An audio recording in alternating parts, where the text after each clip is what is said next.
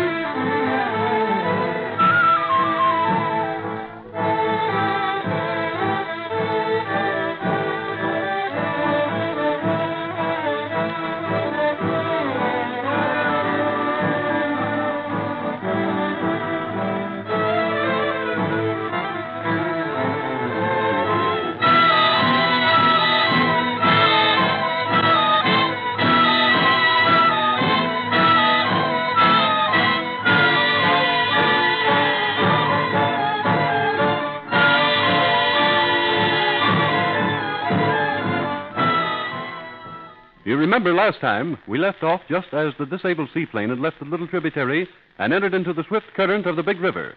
The ship cabin contains Mr. Noyce, Little Jean and Jim Brady, and Donovan, the pilot. The swiftly flowing river is carrying them downstream toward the sandbar, where Mr. Noyce had previously hidden his dugout canoes and his equipment. It is there at the sandbar that Mr. Noyce expects to find Pedro. Then, out of the gray dusk of early dawn, rifle shots are heard. Pedro's gun. There is more trouble afoot. Pedro doesn't scare easily, but in the distance, his gun is heard barking furiously.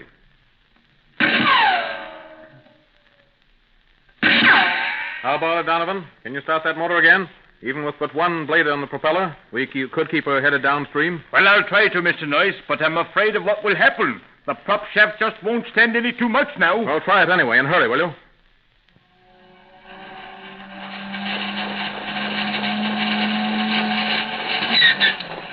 Never mind, Donovan. It's no use. Come here, will you? Jimmy, get another rifle out of the locker. And Jimmy, get one for me, too. Okay, Mr. Noyce. Here it is. Here you are, Pat, and there's a box of shells. Where's mine, Jimmy? Right here. You can have this one. And lots of ammunition, too. Oh, boy, that's only a BB gun. That isn't any good. Oh, isn't it? Say, if one of those little BB pellets wallops you right in the right place, it hurts. I know. I felt it. But it's no good against savage Indians. Look ahead of us, Mr. Noyce. They're swinging around the bend there. I thought so. Say, there's a whole flock of canoes. 2 big ones in the lead, and they're paddling like mad, coming upriver. Yes, the first 2 canoes, they're mine. All the other dugouts following are Indians giving chase.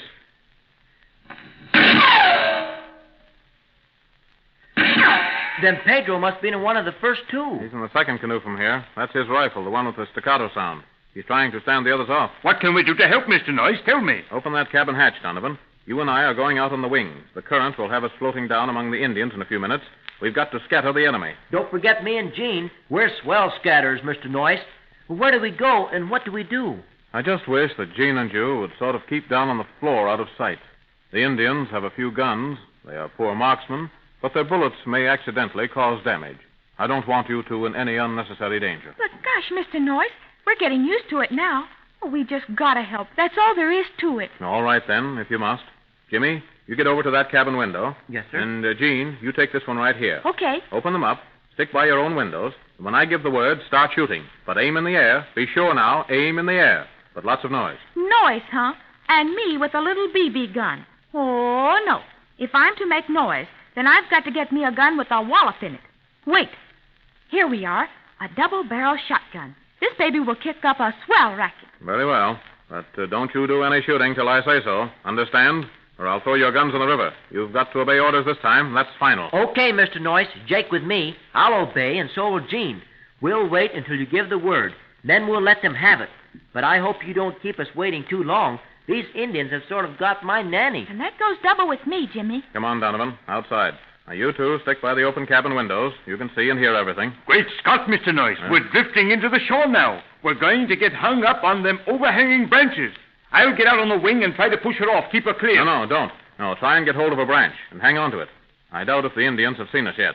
If we can get the ship in among that tangled growth, we can almost hide until they reach us here. Pedro's away out in front with his 2 canoes. Then you want me to get the ship into the trees growing here on the bank? By all means, and hurry. I'm sorry to disobey you again, Mr. Noyce, but I'm helping Donovan this time. 2 of us can hang on better than 1. And, Mr. Noyce, you watch the Indians and leave this to Donovan and me. All right, Jimmy, then get ready. Uh-oh, here's a big branch right there. Grab it.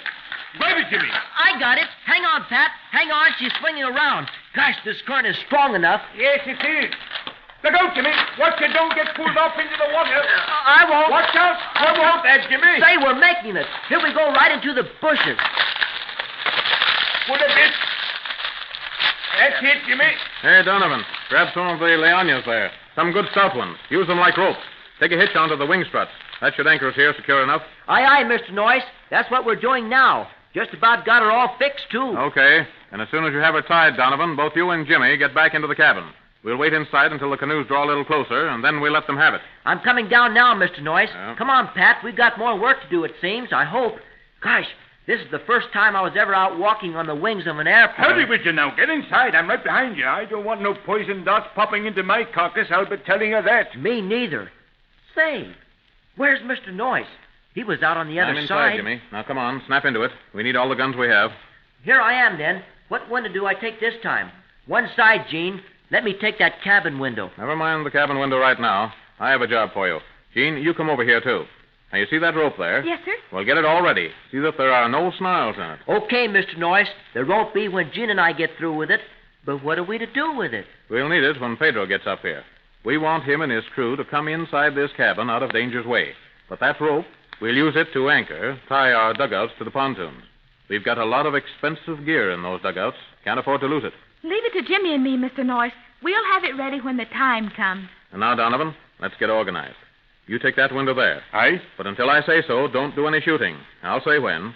I don't want to hurt anyone if I can prevent it. Aye. But that bunch of Indians coming up here, they don't think that way. Their one ambition in life is to hurt us. I know it, Miss Jean. But I'm placing my shots where they will scare those Indians the most. Beneath the water line of their dugouts and just in front of the bow. I don't want to hurt any of them unless I have to, even to save Pedro. But those canoes are solid wood. Will a bullet do any damage to them? Oh, not much. A few well-placed shots may put a few holes in them and sort of discourage the Indians, make them jump overboard, and the swimming Indian isn't so very dangerous. Well, here goes. That big canoe over to the left, nearest to Pedro's boat. Now, watch it. Well, now, say, look. There's at least 8 Indians in it. The more the merrier. Now, watch this. I think I got at least 3 hits. You did, Mr. Noyce. You did. You certainly did. Look at that. Now, look. Some of them have quit paddling. Yeah. Oh, they're looking down at their feet. Well, you know what I think? The water must be spreading up through the hold. Yes, they've quit paddling. That will give Pedro a little better chance to get here before he's overtaken. I'd better put a few more punctures in there. Now I'm sure they're in trouble. Donovan, that smaller canoe. You mean the one with the 4 men in it? That's it. Now, you take care of that one. I'll be busy with the third one. But remember, below the waterline. Aye. Pedro still has a chance. Aye, Mr. Noyce. Here goes. Well, the rope's all fixed, Mr. Noyce. Here she is, coiled up and everything. Yeah, then you stand by the cabin hatch. Open it up. Be ready to heave that rope to Pedro. Better take a hitch onto something inside here so the rope doesn't get pulled overboard in a hurry. We'll tie it to this support here. This ought to be strong enough. Okay, Gene. You do the tying. I want to watch the fun here. Gosh, I've been missing out on a lot of it. Mr. Noyce, you show me a dugout you want wrecked. Just show me one, and I'll show you some plain and fancy wrecking. I've always wanted to wreck a dugout anyway. Jimmy, you put that gun down. How would you feel if you accidentally hit Pedro or one of our own Indians? Oh, heck, Mr. Noyce. I won't hit Pedro. All I want is to have my share of the fun. No, Jimmy, not now. Put that gun down, I say, and take care of that rope. Throw it to Pedro as soon as he gets close. Okay, just as you say, Mr. Noyce. Jimmy, you are a bloodthirsty young man. I sure am learning a lot about you I never knew before. Oh, Gene, you're just a wet blanket. Always putting your oar in and spoiling my fun. Well, all I can say is, Jimmy, you better mind Mr. Noyes, or else. Or else what? Listen, who thought up that business about the fireworks? I'd like to know. Oh, look, Jimmy, look. Look at that other canoe. You see? You see it right there, shooting out from the bushes. Right close to Pedro. They're on the other side. Gee whiz. Mr. Noyes. Mr. Noyes, look over there. Look, Mr. Noyes, on this side, the canoe. Oh, Mr. Noyes doesn't... He's too busy with those other Indians. Oh, what'll we do? What'll we do? I'll show you. I just won't let that canoe head Pedro off, that's all. Jimmy, put down that big gun. Why, it might blow you to pieces. Sure, I know. It gives a big kick, all right. It's a shotgun. But just watch me. Oh, phooey. You didn't come anywhere near them. They were too far away. I know it. I was just trying to scare them. But gee whiz, my poor shoulder. That gun kicks like a bald-headed mule. Senor! Senor! That was the one big scrap, eh? You bet my boots. Hello there. Hello, Pedro. Hello. Yeah, I guess we got those Indians stopped for a little while. They didn't expect this. See, senor, see. Look, senor. Look this way. They are doing what you call the big arm scray, eh? Hey, Pedro. Hey, Pedro. What? Do you always get into trouble when we're not watching you? Sí, senor Jim. Nothing else but. Plenty trouble, senor Jim. But caramba, just when I have plenty worry, the aeroplane she comes. Well, we got here in time, Pedro. Sí, senorita.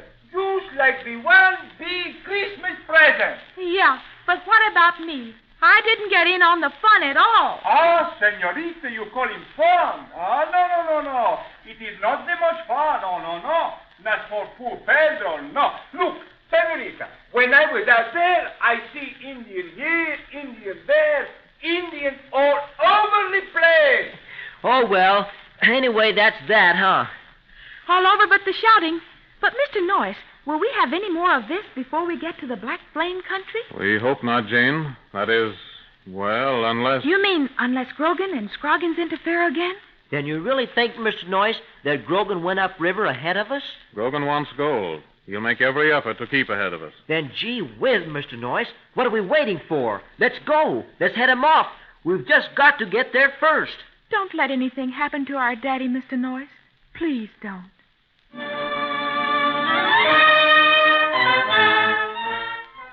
No, and if Mr. Noyes can help it, nothing is going to happen to Jean's dad. And if Mr. Butch Grogan thinks he's going to keep ahead of them in that wild dash upriver, he's going to be badly mistaken. Little Jim and Jean Brady have been bad luck to Grogan already, and he is due for one of the biggest surprises he ever got. It won't be long till that scoundrel learns that even a little boy and girl can ruin a well-laid plan. But tune in on the next broadcast. You may be surprised, too.